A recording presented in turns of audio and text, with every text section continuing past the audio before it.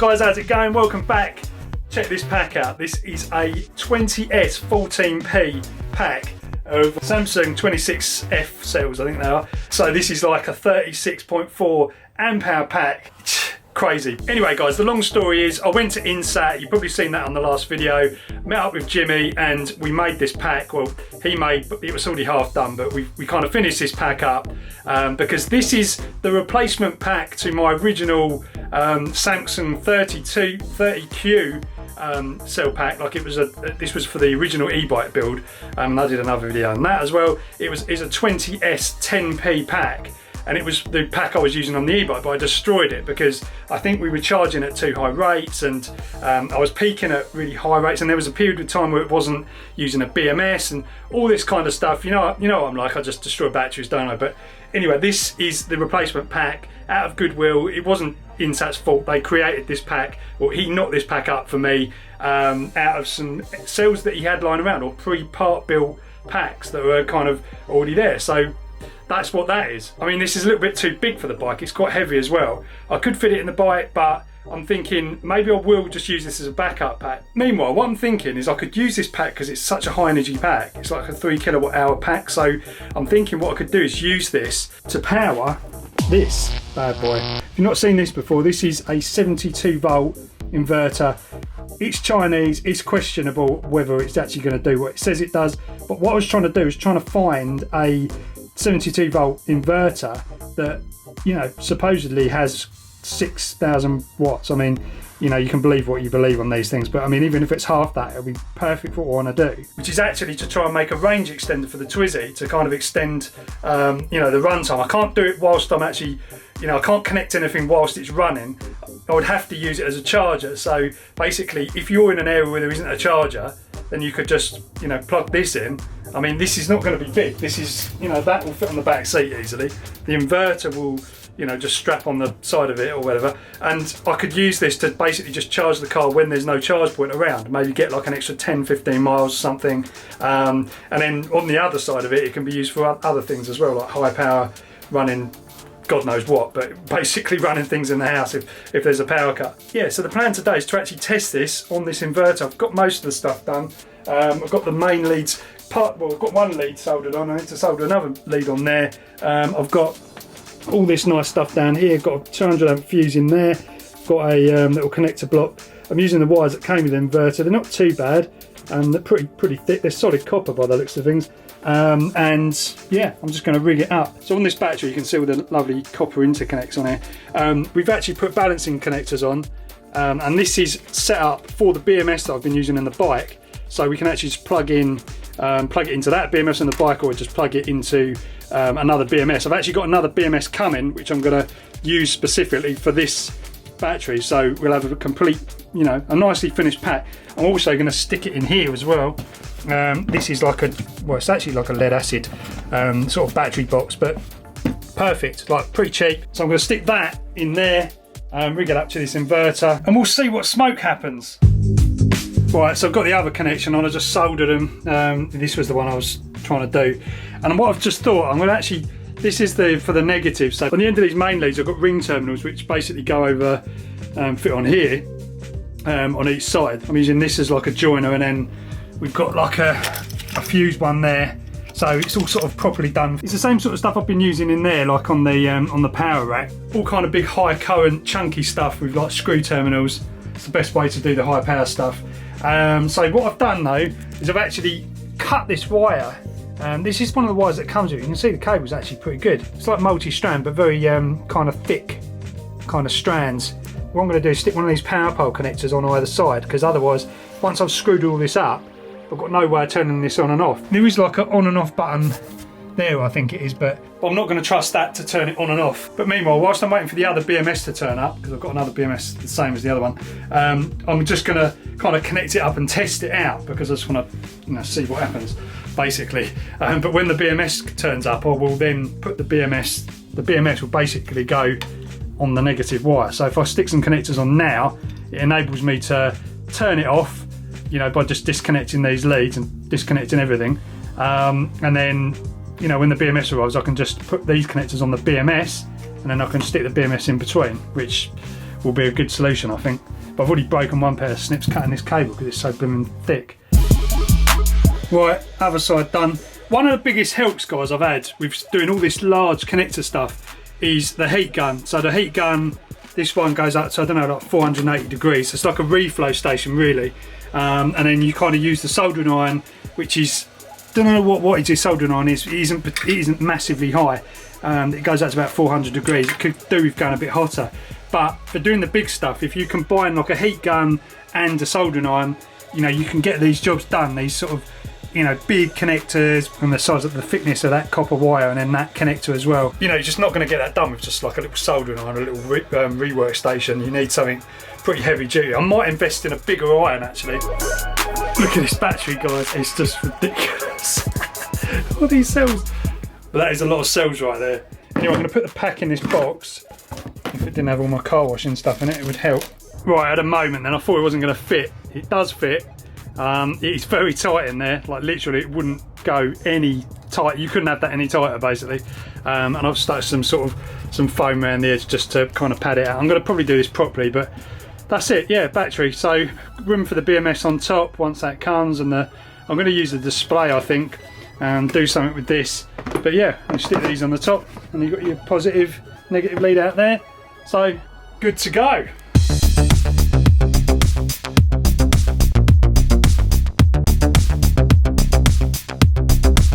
Positive side, nice chunky 200 amp mega fuse in there. Just got to tighten that up. Right, it's all wired up. All I've got to do is connect that, and then there'll be smoke. But first of all, one last check. I want to check the voltage, the total voltage coming on here, which I don't think I'm going to be able to do with the camera in my hand. Right, so it's at 84 volts, over 84. I think it's like 84.2. So each cell is like 4.2 something, like, so they're as far charged as they can be. A bit too far charged for my liking, but they are, you know, all individual cells were charged individually, I think. So that's how it's kind of ended up. Anyway, time for the bang. Ready to rock.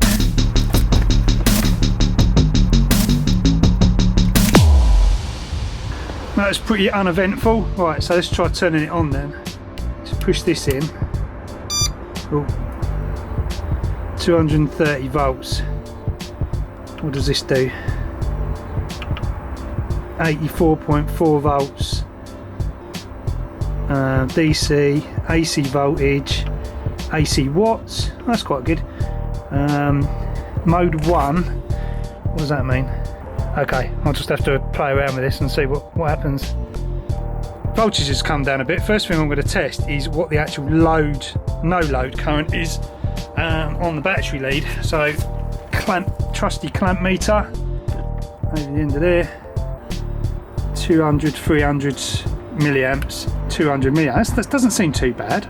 Right, now we need to find something I don't care about too much that I can plug into it, because I don't want to blow up something for no reason. About the induction hob. Let's try and boil some water and see what happens.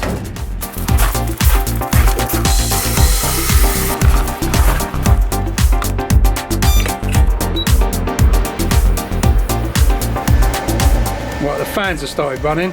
It's saying 500 watts. What's my voltage saying? Oh, so it'll be 81.2. So that's sort of fine. 500 watts solid. Let's see what the current is going out. 7 amps for 500 watts. It's not a lot, is it? It's not a lot at all.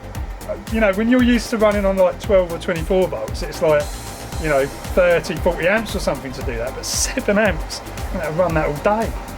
That's if this doesn't blow up. Right, still going, guys. Now it's going to take a while to boil that. So far, it's a 500 watt inverter. I really want to try it on the car. Right, so I just turned it off. Fans are still going. That plug does feel pretty loose in there. I don't like these sockets that can actually see the connectors there. I want to test it on the car, but I need to take some power out of the car first. Alright, let's burn 10% off the car.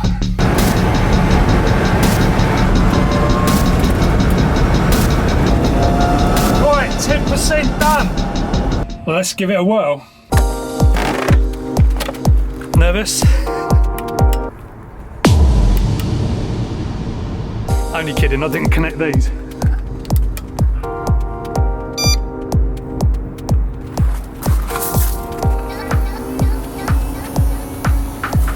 doing something.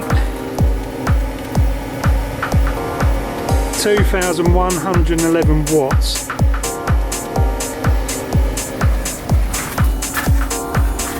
Charging at 32 amps. Whoa. So we've gone down to 75 volts, up to 80 volts. It's like pulsing up and down there. 228 volts going in on the mains, 2 kilowatts going in. Everything getting warm. Right, I'm going to run and get my amp clamp, see what the actual current is. I'm expecting 35 amps. What do you reckon? 30 amps? God, it's more efficient than I thought. Still going 79 volts. It goes down to like 74. I think that says it's just pulsing, but basically 74. But if we said 74 volts, divide that by 20, it's going to give you basically 3.7. So the cells are just sitting at 3.7 volts, which obviously they're just going to do that all day. It's no problem at all. 84% still going up. I mean, this is just stone cold. There's no heat on there at all. About 30 amps now, so the voltage has really dropped a little bit. The current's kind of gone up a little bit. So that's basically over an hour of charging from this. I'm pretty excited about this. 90%. It's getting proper dark now. It's still going. This is just going to keep going forever. Right, so it is completely finished.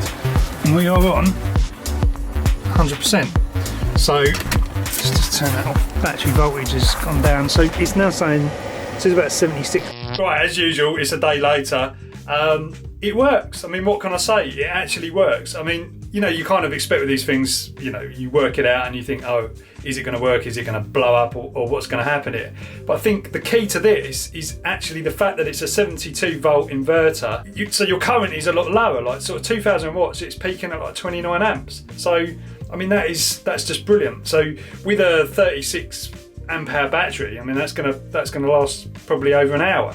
So interesting stuff. So what I've got to do now, because I'm going to kind of make this a little bit more kind of permanent now, because I need to work out a way of securing the inverter on the top and putting the BMS in there. The BMS still hasn't arrived yet. Got another one coming for that, so I need to put that in there and configure it. I need to put a charge socket on there. I don't know how much I took out of this battery, and I'll be able to find that out if I can get a charge socket put on there, which I've actually got now. This turned up today. Just another one, so I'm standardising on the same sort of stuff as I've got on the e-bike. That's the e-bike one there, same. And I'm just going to put this on the outside of the box down there somewhere, so we can actually charge it with the same system as I'm using to charge the bike. You know, it's going to be a slow charger. It's probably going to take like 7 hours or something to charge to charge up this battery on that cycle satiator. But hey, you know, if you don't need it in a hurry, and also that means I can actually charge it off of solar as well, so you know, that'd be good. Anyway, I'm going to get this charge socket put in, and then we can actually kind of get this thing charged up and start to make it more of an actual finished product.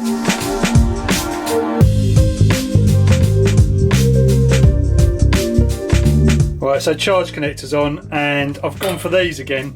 Basically use these ring terminals, because then you can actually fit them straight onto where the fuse goes, basically after the fuse, and then I've got this connection block thing here as well. Right, so this is the lid of the box. I'm just going to mount this there, basically. So you've got a nice access point for the charge connector, and to do that, I'm just going to whack one of these on. Right, it's on, guys. I'm just going to whack a bit of hot glue on the back of these little screws, because I haven't got any nuts. Oh, I need to make a new battery for this. 4 18650s, that's all it is. I just need to make one. Right, everything's wired up. I've got my charge lead going in, positive going to there, to the obviously to that fuse. So the fuse is the other side of it, just in case anything happens. So the charging side's fused, basically. And then that little junction box. I like these little junction boxes because they're just basically insulated. Well, I think apart from that one. It's, you know, they're insulated, so you can actually kind of just, you know, have these things knocking around, and not too much problem. But I will mount these properly once I get the BMS in there and all that, and I'll sort of do that properly. But for now, I think I'll just stick a bit of tape over the bottom of that to stop that. Nothing's really going to happen. They're like kind of inset, aren't they? But moment of truth then.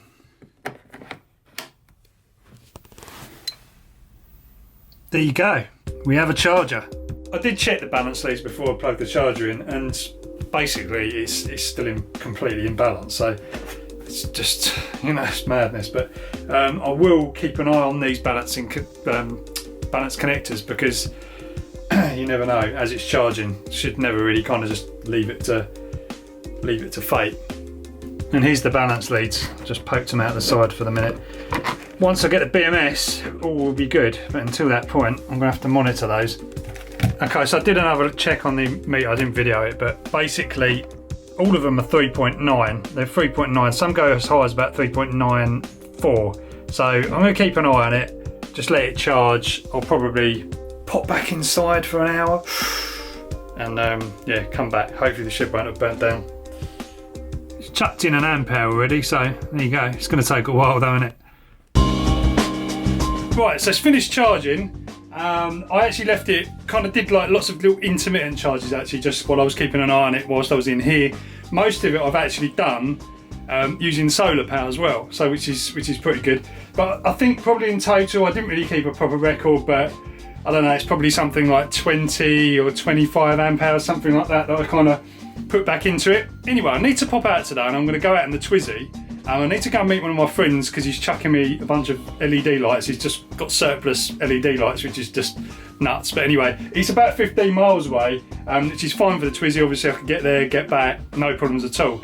But I'm going to actually sort of do a couple of detours, probably pop to some other shops, do a couple of errands, other errands, and what better way to check this power supply out and see if it actually does the job. Because the first place I'm going to doesn't have a charge point. The main town bit does, but it's always a pain, because sometimes you don't want to be in that bit. You can't really walk easily from one bit to the other. So here is the perfect kind of you know, use case for this battery pack. If you want to go somewhere where there isn't a charge point, and you do need a charge point, you know what you're going to do. So that's the plan. It's all strapped up. I've just kind of done a temporary job, just strapping it all together, just with some cable ties and stuff like that, and it's not going anywhere. But on the back seat, this should be fine, just sitting there, and hopefully it won't blow up and send me down the road flying.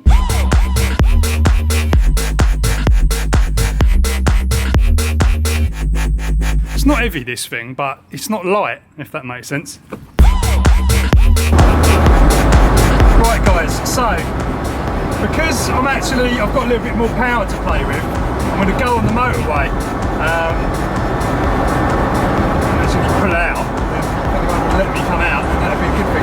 But yeah, I'm going to go on the motorway, which normally I would go the back ways, just, you know, to kind of not use as much power, but I'm just going to do it. I'm just going to do the motorway.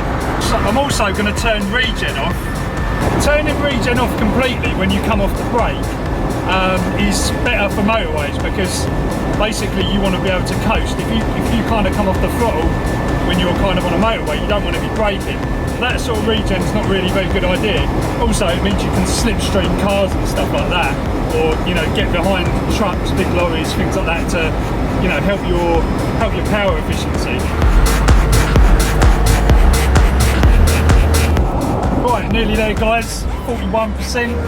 That's taken a lot more than it normally does. Normally I'm at about 70% when I get to this place, but just going on the motorway is taking it down to like 40, so it just shows you. Right, I'm here guys. Oh look, it's a golf course. The Twizy and its Sevcon controller is right at home on a golf course. Yes guys, this is my golf cart. It's brilliant. Well, I'm just going to stick the car on charge. So we've got it in the back there. Nothing's moved on the way. I think I've belted it in, so it's all right. So fire up the inverter. You see there.